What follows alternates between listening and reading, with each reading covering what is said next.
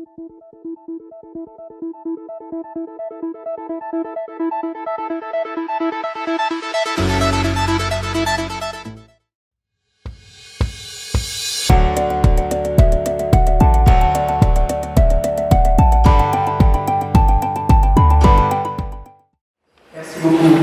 excuse pour le retard que nous prenons dans le démarrage de notre activité. Nous avons commencé avec 20 minutes de retard. C'est un indicateur de qualité de notre déroulement d'activité scientifique. Il excuse. Deuxième point, avant qu'on commence, j'espère que sur le dossier final, on a bien marqué promoteur et pas direction. Ce n'est pas directeur, c'est le promoteur et copromoteur. C'est important pour nos documents sur les critères que nous devons respecter. Voilà. Le dernier point, vous allez voir que l'équipe de communication va être en mobilité, si je dis, parce qu'exceptionnellement, nous tenons une soutenance de 2 thèses en même temps, de façon simultanée, ici à la faculté de médecine. Donc, par moment, on pourra manquer tel ou tel. Merci de votre diligence. La séance est ouverte. Je demande à l'assistance de respecter scrupuleusement le caractère solennel de la présente cérémonie académique, afin que seule la science triomphe. J'invite les doyens de la faculté de médecine à vérifier le dossier académique de la candidate et à certifier que les conditions sont remplies pour la soutenance de cette thèse. Procès verbal de l'examen du dossier de la candidate, Madame la chef de travaux, Dr Edith Kwembe Ngabana. Nous, professeur Roger Mbungu-Mwimba, doyen de la faculté de médecine, agissant au nom du secrétaire général à la recherche de l'Université de Kinshasa. Vu le rapport établi par le service technique du secrétariat général à la recherche de l'Université de Kinshasa, chargé d'examiner les documents constitutifs du dossier présenté par la candidate, Madame la chef de travaux, Dr Edith Kwembe Ngabana, à savoir ses pièces administratives, son cursus académique et les divers certificats et diplômes antérieurs exigés, la régularité de son inscription à l'épreuve d'agrégation de l'enseignement supérieur en médecine et les paiements de frais y afférents, déclarant que la candidate a observé toutes les prescriptions légales et réglementaires et qu'elle remplit toutes les conditions requises pour présenter sa thèse en vue de l'obtention du grade d'agrégé de l'enseignement supérieur en médecine. Fait à Kinshasa, le 10 février 2023, pour le secrétaire général à la recherche, le doyen de la faculté de médecine, Roger Mbungu-Mwimba, professeur ordinaire. Autorisation de la soutenance de la thèse d'agrégation d'enseignement supérieur en médecine de Madame le chef des travaux, Dr Kwembe Ngabana.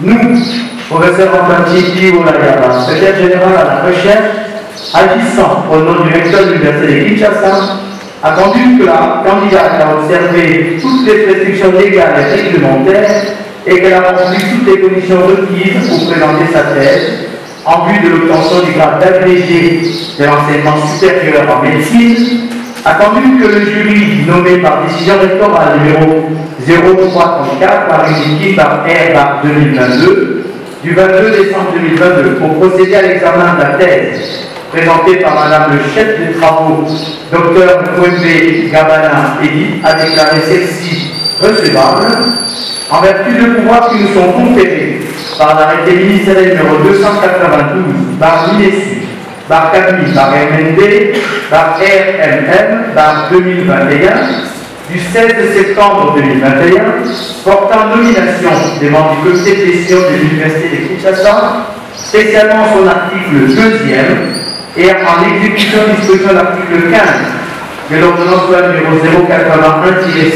081-142 du 3 octobre 1981, portant création de l'Université de Kinshasa, autorisant la soutenance publique de la thèse d'agrégation de l'enseignement supérieur en médecine de Madame le chef de travaux, Dr Kwembe Ngabana, et passons la parole au président du jury. Fait à Kinshasa le 10 février 2023 pour le recteur du l'Université de Kinshasa, le secrétaire général à la recherche, professeur Antoine Wola. Merci, monsieur le secrétaire général chargé de la recherche, représentant monsieur le secrétaire. nous allons procéder à la présentation des membres du à M. Bana, professeur Bana Lemba. Professeur Bana Lemba est médecin depuis 1986. Un médecin, il est professeur associé depuis 1986.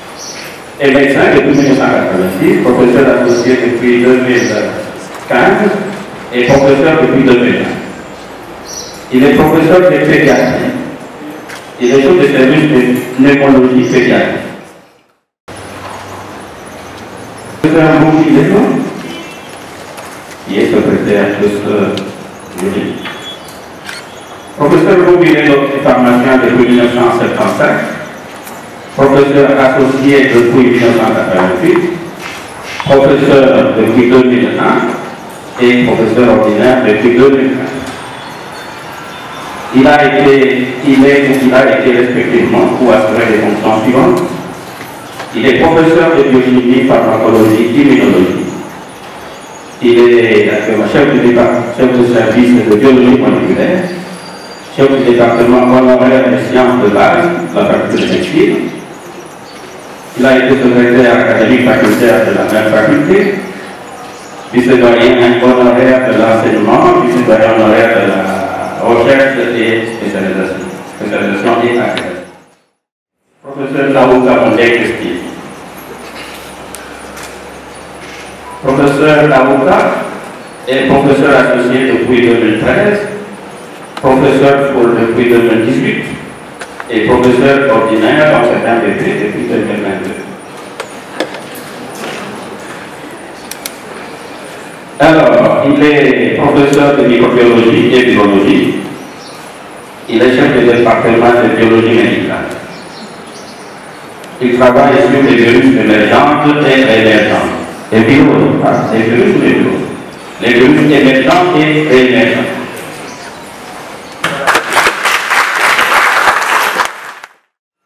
Professeur Jean-Jacques Louis Pétain. Est-ce qu'on doit encore le présenter? C'est un honneur pour moi de présenter cette thèse chercheur que vous avez dirigée. Il est professeur ordinaire depuis 1978, j'étais en deuxième graduat. Et il est professeur de microbiologie, c'est notre maître, non microbiologiste. Il est chef de département, il a été chef de département de microbiologie, il a été chef de département de santé publique. Il venait de nous dire là que c'est grâce à lui que l'école de santé publique avait obtenu ce bâtiment-là, qui appartenait bien sûr à l'école, à l'ITEM. Donc il a plusieurs choses à son âge. Il a été plusieurs fois doyen de la médecine et il est actuellement directeur général de l'Institut national de recherche et technologie médicale. Il travaille sur les virus émergentes et réémergentes, ça peut être les publications, on ne peut pas les compter.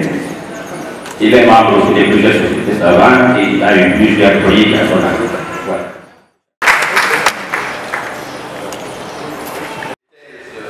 La chef de travaux Kwembe Ngabana que nous avons l'honneur de vous présenter est pharmacien depuis 1982, docteur en sciences pharmaceutiques de l'Université libre de Berlin-Ouest depuis 1990, professeur depuis 1998 et professeur ordinaire depuis 2006. Il est professeur de microbiologie et immunologie, chef des services de microbiologie, chef du département de biochimie, pharmacologie et toxicologie, vice-doyen honoraire chargé de la recherche et enseignement, doyen honoraire de la faculté des sciences pharmaceutiques de 2011 à 2017.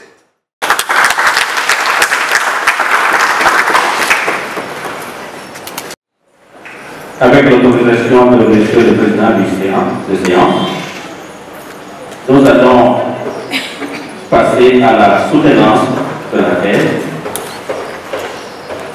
qui nous sera présentée par la candidate, Dr Edith Kwebe Ngabana. Dr Edith Kwebe Ngabana, vous avez une surprise 30 minutes pour nous présenter l'économie des boîtes. Merci pour la parole. Messieurs le professeur président du jury, Messieurs les professeurs, les membres du jury, Messieurs le professeur, le représentant de recteur de l'Université de Kinshasa, Messieurs le professeur, le doyen de la faculté de médecine de l'Université de Kinshasa, Auguste Assemblée, j'ai l'honneur de vous présenter notre thèse qui s'intitule « Surveillance épidémiologique et moléculaire des virus grippaux circulant à Kinshasa », qui est publique de notre article. Thèse dirigée par le professeur Jean-Jacques Bouye-Bétonfou et co-dirigée par le professeur Steve Aouka Mélé. Notre présentation va s'articuler autour de ce point ci-après: l'introduction, la méthodologie générale, les résultats, la discussion générale et pour terminer avec la conclusion.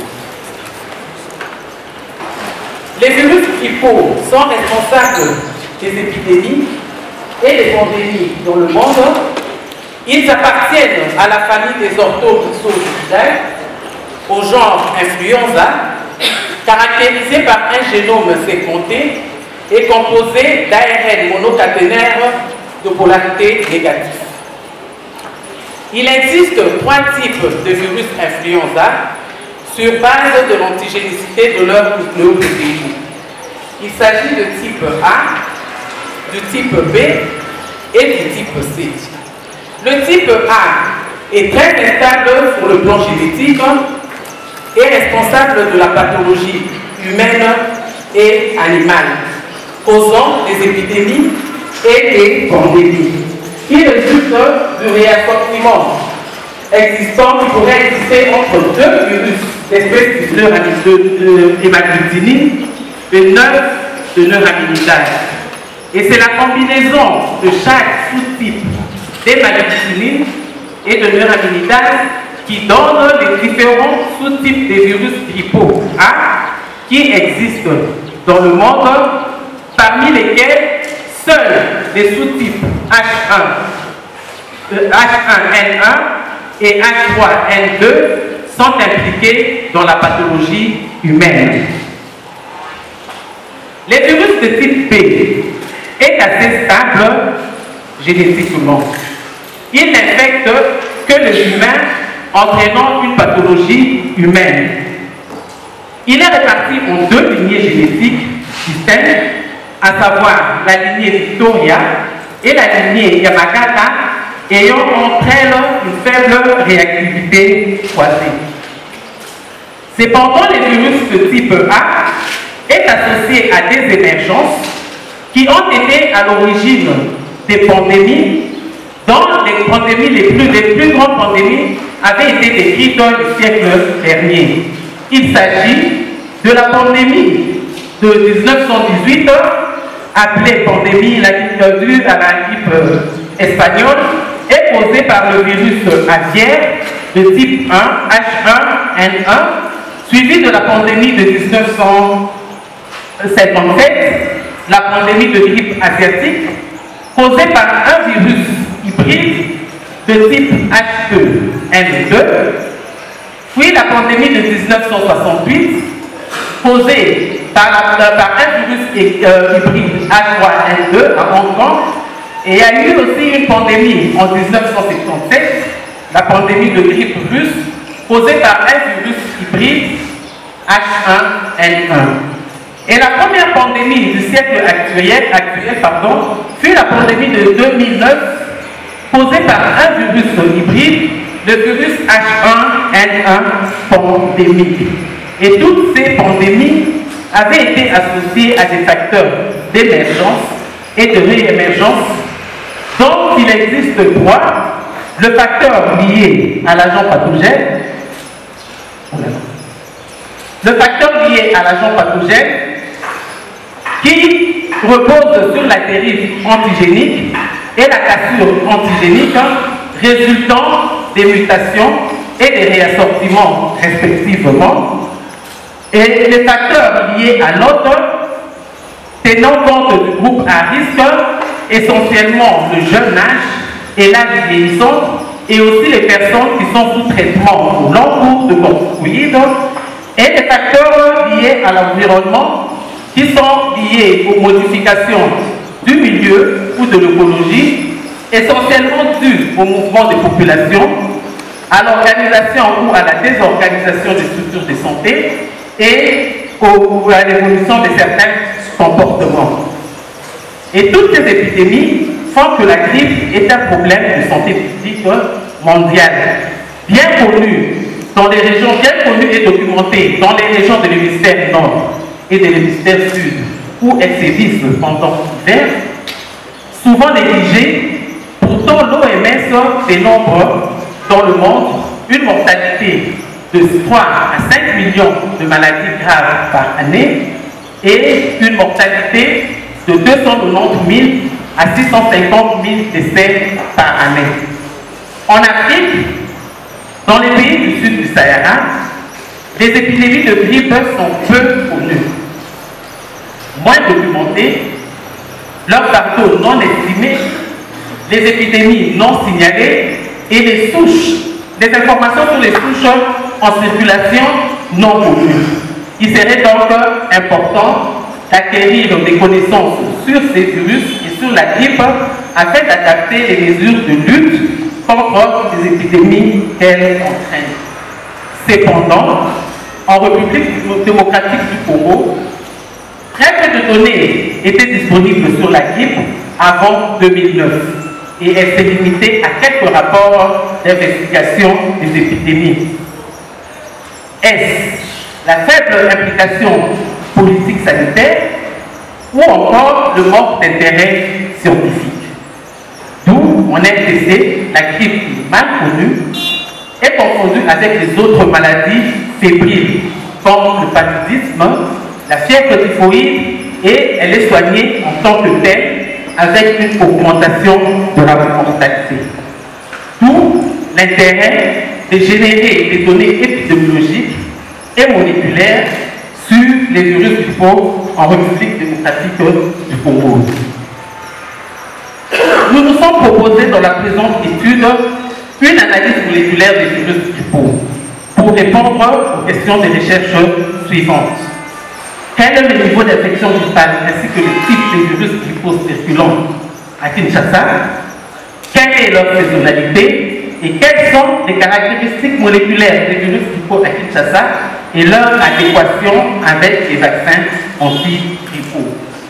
Nos hypothèses sont que les virus grippaux sont méconnus à Kinshasa, mais pourraient être prévalents. Les virus grippaux se rattacheraient à l'une des deux saisons que connaît la RDC. Les souches des virus grippaux A et B en circulation seraient génétiquement comparables aux souches des vaccins contre la grippe recommandés par l'OMS. Et cette correspondance génétique est essentielle au maintien de l'efficacité du vaccin anti-grippal. Et les objectifs de notre étude est d'améliorer les connaissances sur les virus grippaux et leur épidémiologie moléculaire à Kinshasa.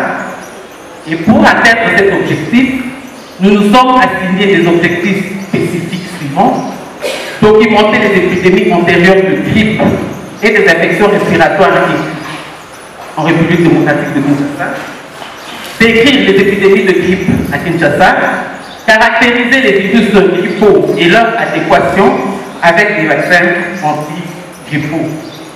Messieurs le professeur président du jury, messieurs les professeurs membres du jury, auguste assemblée, quelle a été notre méthodologie? Nous avons mené 3 études. La première étude est celle de la revue documentaire basée sur des articles et des archives qui traitent de la grippe et des infections respiratoires aiguës et sévères. La deuxième étude observationnelle et descriptive portant sur la surveillance de la grippe était basée sur des techniques de biologie moléculaire dont la RT-PCR procédant par l'extraction des acides nucléiques et par la RT-PCR proprement dite selon la méthode singleplex de la chimie Tachman. Et la troisième étude portant sur la surveillance moléculaire est basée sur la caractérisation moléculaire des virus isolés, qui a procédé par le séquençage de la caractérisation génétique, ainsi que la culture cellulaire sur des MDCK et la caractérisation antigénique. Les analyses statistiques, quant aux analyses statistiques, les données épidémiologiques et sociodémographiques avaient été saisies à l'aide du logiciel Access 2000 et EpiInfo version 3.5.4 du CDC Atlanta. Les graphiques et tableaux avaient été confectionnés après exportation des données sur le logiciel Excel Microsoft Office 2007 et les proportions avaient été comparées à l'aide du test statistique de Kikare dont le seuil de signification était fixé à 5%. Quant aux considérations éthiques et réglementaires, il s'agit d'un protocole national de surveillance de la grippe à Kinshasa, conformément au guide de l'OMS. Néanmoins, un consentement éclairé verbal d'un des parents du patient mineur ou du patient lui-même était requis pour effectuer le prélèvement. Messieurs le professeur président de jury, messieurs les professeurs membres de jury, Auguste Assemblée, voici nos résultats. La première étude, qui est celle de la revue d'épidémie de grippe humaine avant la mise en place de la surveillance sentinelle de la grippe, avait été publiée dans le journal Pan-African Medical Journal et était écrite dans un contexte de faible documentation des épidémies antérieures de grippe avant 2008. Elle avait pour objectif de documenter les épidémies antérieures de grippe et nous avons procédé par une revue documentaire basée sur des articles recherchés dans PubMed et dans Google et des archives, des rapports, des investigations recherchées dans la direction de la lutte contre la maladie du ministère de la Santé publique de la République démocratique du Congo, de la faculté de médecine de l'UNIKI, des organismes comme le MSF et l'OMS, des archives ayant traité de la grippe et des infections respiratoires aiguës sévères en RDC. Quant aux caractérisations générales de ces épidémies, nous avons trouvé 4 rapports d'investigation des épidémies dans les sites suivants des zones de santé de Bostopulo, de Kinshasa, de Kayemba et de Koshibana. Et toutes ces épidémies avaient commencé, toutes ces épidémies étaient survenues entre 1995 et 2002, et les semaines du début avaient varié entre la semaine 35 et la semaine 36, sauf à Kayemba, l'épidémie avait commencé à la semaine 17. Les semaines du pic sont survenues 9 à 10 semaines après les semaines du début, et le taux d'attaque avaient varié entre 14,6% et 47,4%.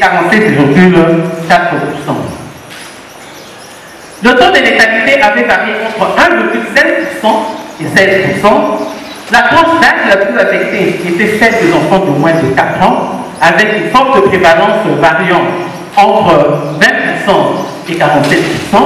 Les taux de létalité par tranche d'âge étaient également élevés dans la même tranche d'âge, les enfants de moins de 4 ans, et les personnes âgées de plus de 65 ans, avec des prévalences de taux de létalité variant entre 3,2% et 3,5%.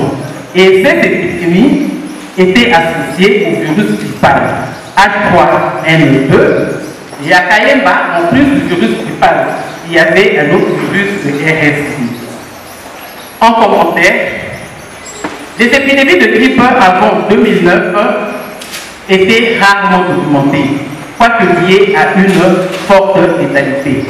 Elles étaient causées par le virus H3N2, atteignant fortement les enfants et survenant en milieu rural comme en milieu urbain. Cependant, nous ne connaissons pas son ampleur, ni le type de virus incriminé, encore moins sa saisonnalité.